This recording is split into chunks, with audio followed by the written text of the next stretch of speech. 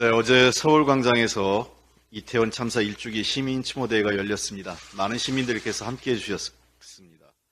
희생자를 추모하고 유가족과 많은 시민들이 위로하고 연대하는 시간이었습니다. 그러나 참사 1년이 돼도 진상규명과 책임자 처벌이 이루어지지 않고 있습니다. 정부 야당의 반대로 여전히 국회에 묶여있는 이태원 참사 특별법 처리를 더 이상 미룰 수 없습니다. 인요한 혁신위원장이 밝힌 추모의 뜻이 진심이라면 이태원 참사 특별법이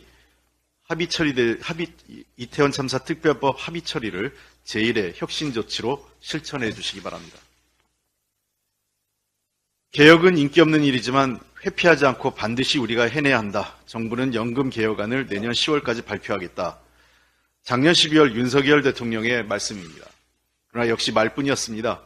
지난 27일 정부가 발표한 제5차 국민연금 종합운영 계획에는 국민연금의 지속 가능성을 확보하고 사각지대를 해소하기 위한 어떤 방안도 제시되지 않았습니다.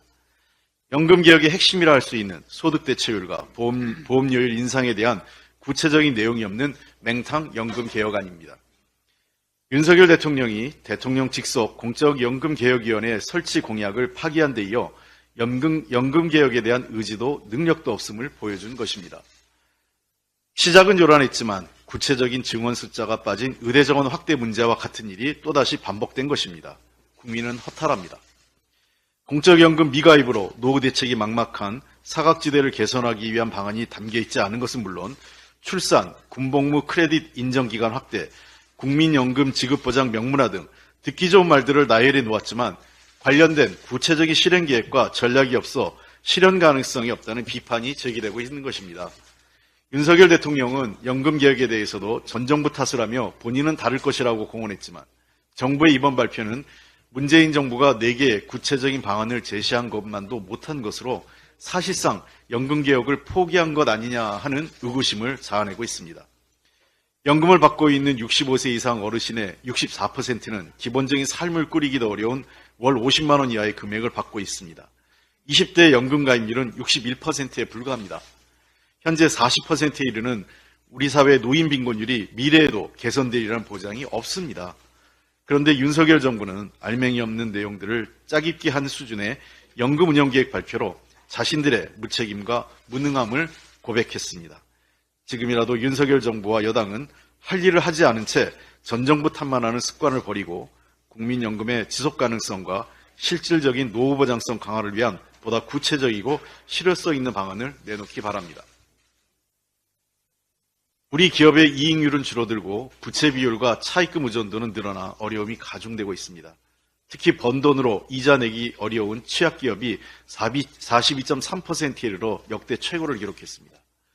고금리, 고물가, 고환율의 3고로 기업의 생산 비용과 자금 조달 비용은 커지는데 소비 위축으로 매출은 줄어 이자도 감당하기 어렵습니다. 올해 8월까지 법원에 접수된 법인 파산 신청 건수는 이미 작년 전체 규모를 넘어섰습니다.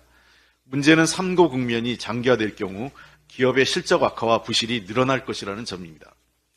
법원의 기업 회생 절차와 함께 민간의 구조조정 수단인 기업구조조정촉진법이 지난 15일로 일몰되었습니다.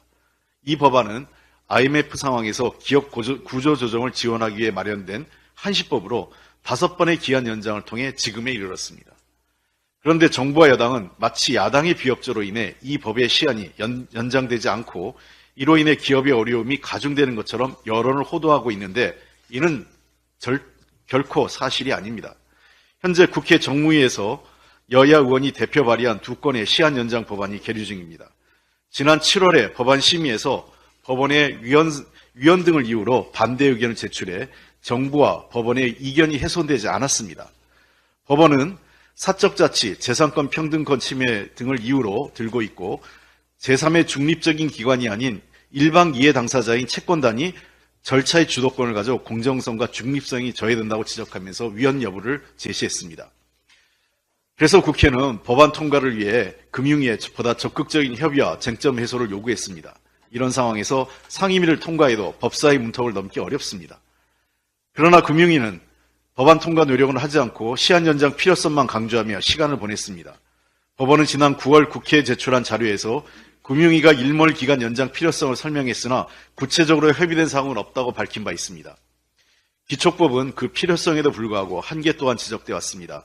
첫째, 시장 기능에 의한 구조조정이 작동할 때까지 한시적으로 도입된 법이란 점입니다. 둘째, 채권단 이해관계의 복잡화로 워크아웃 개시가 어려워지고 일부 채권자에 대한 재산권, 평등권 침해 가능성이 존재한다는 점입니다. 셋째, 금융당국의 개입으로 인한 관치금융 우려가 있다는 점 등입니다. 더불어민주당은 법의 기한 연장에 반대하는 것이 아닙니다. 오히려 기업의 재기에 실질적 도움을 주기 위한 제도 개선, 시장과 기업 친화적인 구조조정을 위한 방안 마련을 정부에 촉구하는 것입니다. 경제위기로 기업의 어려움이 커져가는데 정부가 기업에 실질적인 도움을 주지는 못하고 법 통과를 위한 노력도 기울이지 않는 등 그 책임을 게을리하고 있습니다. 정부는 지금이라도 워크아웃 제도 개선을 통한 기업 지원 실효성 제고 방안을 마련하고 쟁점 해소 노력을 통해 제대로 된 법안을 제시해야 할 것입니다.